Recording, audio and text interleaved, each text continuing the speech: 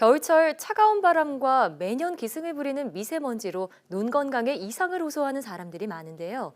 그래서 오늘 내 몸 보고서에서는 겨울철 눈 건강을 지키는 방법에 대해 알아보겠습니다. 압구정안과 김준현 원장과 함께합니다. 어서 오세요. 안녕하세요. 네, 반갑습니다. 예. 자, 겨울철만 되면은 여러 가지 안구 질환 호소하는 분들 참 많습니다. 저도 요새 눈이 좀 건조해서 인공 눈물 꼭 챙겨 다니는데 이런 걸 안구 건조증이라고 하죠? 예, 안구 건조증이라고 합니다. 네, 좀 자세히 설명해 주신다면요. 건강보험심사평가원 조사에 따르면 2011년 이후 매년 200만 명이 넘는 사람들이 안구 건조증으로 병원을 찾습니다. 네. 안구 건조증은 눈물이 부족하거나 지나치게 증발 또는 구성 성분이 균형이 맞지 않는 등의 이유로 발생하는데요. 노화나 콘택트 렌즈 착용, 잦은 전자기기 사용 등 다양한 원인에 의해 일어납니다. 겨울에 안구 건조증이 발생하는 이유는 날씨 자체가 한랭 건조한 특징도 있지만 네. 실내 난방으로 조성된 건조한 환경 때문입니다. 예. 눈이 마르거나 뻑뻑해지는 증상만 있다고 오인을 할 수가 있는데요. 모래알이 굴러다니는 이물감, 간헐적으로 눈을 찌르는 통증, 시력이 저하되는 느낌 등 수십 가지로 다양하게 나타납니다. 증상이 다양하군요. 예. 사실 안구 건조증 정말 누구나 갖고 있을 수 있는 흔한 질환인데 잘못 알고 있는 정보가 꽤 많은 것 같은데요. 예. 제가 질문을 한 가지씩 드릴 테니까 아래 OX판을 들어주세요. 예. 먼저 첫 번째 질문입니다. 눈이 건조할 경우 식염수를 넣는 게 좋다. 맞으면 O, 틀리면 X를 들어주세요. X입니다. X군요. 예. 네. 식염수는 우리 몸의 체액과 비슷한 농도로 맞춘 소금물일 뿐입니다. 식염수는 주로 렌즈를 씻거나 이물질을 제거할 때 사용하는데요. 눈이 뻑뻑할 때 식염수를 사용하는 것은 피해야 합니다. 네. 눈물은 점액질, 물, 기름의 세 가지 중요한 성분으로 구성되어 눈 표면에 얇게 붙어 있는데요. 식염수는 눈을 잠시 적셔주는 효과는 있지만 눈물의 중요 성분을 씻어내기 때문에 눈이 더 마르고 상처까지 생길 수가 있습니다. 네. 그럼 예. 식염수보다 인공 눈물 쓰는 게 더 좋겠군요. 그래도 하나를 쓴다면 인공노액을 쓰는 게 좋습니다. 그렇군요. 예. 두 번째 질문 드리겠습니다. 눈이 뻑뻑하고 피곤할 때 냉찜질을 하는 게 좋다. 그렇게 알고 계신 분들이 많은데 예. X입니다. 역시. X군요. 예.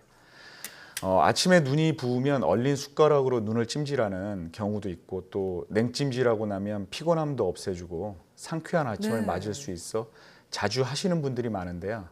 하지만 평소 눈에는 냉찜질보다 온찜질을 하는 게 좋습니다. 냉찜질은 눈 주위 혈류의 흐름을 방해하기 때문에 반복적으로 하면 눈에 좋지 않거든요. 네. 온찜질을 하면서 눈 주위를 잘 마사지해주면 눈 주위 혈액순환이 원활해지고 기름 성분의 눈물을 만들어서 윤활작용하는 지방선 분비가 원활해지기 때문에 네. 안검염 환자에서 권장하는 방법입니다. 그러니까 부기 빼려는 목적이 아니라면 온찜질이 더 좋겠군요. 예. 네, 마지막 질문 드려볼게요. 어린이들도 안구 건조증에 잘 걸릴 수 있다. 맞나요? 예. 이 질문만 O입니다. 그렇군요. 예. 안구 건조증은 성인에게 많이 나타나고 노화가 진행되면 심해지는 질환이기는 합니다. 네. 그래서 어린이들은 안구 건조 증상이 잘 나타나지 않는다고 생각하고 있는데요. 그러나 어린아이들도 안심할 수 없는 이유 중 하나가 스마트폰 사용의 증가입니다. 장기간 스마트폰을 보면 아이들도 안구 건조증에 걸릴 수 있는 확률이 높아집니다. 그렇군요. 네, 지금까지 안구 건조증에 대한 올바른 정보를 살펴봤는데 이 안구 건조증을 그대로 방치할 경우에 각막염으로 이어질 수 있다고 들었습니다. 예. 우선 여기서 말하는 각막염이 어떤 건가요?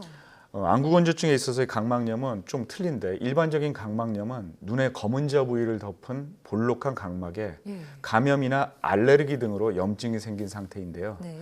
안구 건조증의 경우 각막 상피에 영양을 공급하는 주성분인 눈물이 각막에 오래 머물지 못하면 영양 상태가 저하됩니다. 예. 그런 각막 세포에 문제가 생겨 각막염이 생기는데요. 눈이 시큰거리거나 눈부심, 이물감 등의 증상이 나타나고 심하면 실명에 이를 수도 있습니다. 네. 그러면 최근에 들어 얼마나 발생하고 있는 추세인가요? 건강보험심사평가원에 따르면 각막염으로 병원을 찾은 환자는 2011년 135만 명에서 2015년 178만 명, 2017년 187만 명으로 늘었습니다. 네.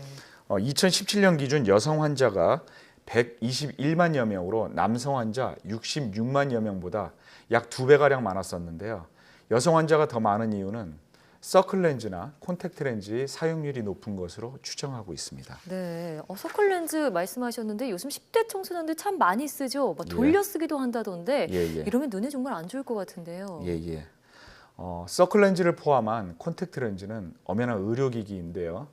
따라서 전문가를 통해 착용법이나 주의사항을 숙지하고 네. 구매하는 게 바람직합니다. 예. 하지만 요즘 인터넷을 통해 별다른 주의사항 없이 손쉽게 사는 미용용품으로 인식하고 있습니다.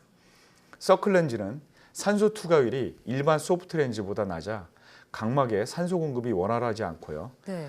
표면이 거칠기 때문에 오래 끼면 각막염이 발생하고 심해지면 각막 궤양까지 일으킬 수 있습니다. 또한 렌즈에 색을 입히는 과정에 좋지 않은 염색 재료를 쓰는 경우 각막에 안 좋은 영향을 미칠 수 있죠. 또한 렌즈는 수분을 흡수하는 성질이 있어서 다른 사람과 렌즈를 공유하면 다른 사람의 눈에 있던 세균과 이물질들이 내 눈으로 옮겨질 수가 있습니다. 아, 렌즈 역시 의료기기였군요. 예. 네, 또 겨울에 우리 뭐 스키나 썰매 타러 자주 가곤 하는데 이 겨울 스포츠 즐길 때도 주의해야 할 사항이 있다고요? 예, 맞습니다. 설맹증을 얘기하는데요. 영화 히말라야를 보면 배우 정우가 에베레스트 등반 후 하산하는 길에 예. 하얀 눈에 반사된 빛으로 시력의 손상을 잃는 장면이 있습니다. 네. 이처럼 설명증이란 강한 자외선이 눈에 반사되어 각막이 손상되는 질환으로 주로 스키장이나 썰매장, 얼음 빙판에서 발병될 수 있습니다. 설명증의 정확한 진단명은 자외선 각막 병증인데 좀 더 자세히 말씀드리면 눈썰매장이나 스키장에서 강한 자외선이 눈에 반사되어 각막의 손상을 일으키게 되고 각막이 벗겨지면서 염증이 일어나는 것입니다. 네. 자, 그러면 이 겨울 자외선이 실명을 일으키기도 하나요? 예, 자외선은 직접적인 실명에 영향을 주지 않지만 각막에 손상을 줘서 시력 저하에 영향을 미칩니다. 보통 자외선은 바닥이나 땅에 반사가 되면 10에서 20% 정도의 자외선 반사가 일어나지만 네. 새하얀 눈에서는 80% 정도 자외선 반사가 일어납니다. 보통 땅보다 4배 이상 반사된 자외선이 4시간 이상 눈에 노출되면 각막에 손상이 생기는 설맹증이 발생하는데요. 그래서 겨울 스포츠를 즐길 때 고글이나 선글라스를 끼는 게 중요합니다. 네. 고글이나 선글라스 없이 5시간 이상 스포츠를 즐길 경우 설맹증의 위험에 노출될 가능성이 높기 때문입니다. 네, 스키장 갈 때 꼭 참고해야겠습니다. 예. 자, 이 밖에도 겨울에 눈 건강을 위한 좋은 습관이나 예방법이 있다면 소개해 주시죠. 이런 질문 많이 받는데요. 네. 겨울철이 되면 날씨가 건조해지기 때문에 안구건조증을 예방하는 게 중요한데요. 예. 실내가 건조하다면 가습기를 설치해 40에서 60% 정도의 습도를 유지하는 게 바람직하고요. 미세먼지가 많은 경우에 렌즈로 인해 눈이 건조해지면서 충혈, 가려움증 등의 부작용이 발생할 수 있기에 8시간 이상 장기간 착용은 피하는 게 좋습니다. 네. 또한 일정량 이상 술을 마시면 몸에 탈수 상태를 빠뜨려 안구 건조증이 심해질 수 있습니다. 가장 중요한 것은 충분한 영양 보충과 비타민 섭취로 하여 세포의 활성도를 높여주는 것이겠죠. 네, 눈은 워낙 다른 기관보다 외부 자극에 민감하기 때문에 겨울철에 특히 더 관리를 잘해야겠네요. 예, 그렇습니다. 네, 지금까지 압구정환과 김준영 원장과 함께했습니다. 오늘 말씀 고맙습니다. 예, 감사합니다.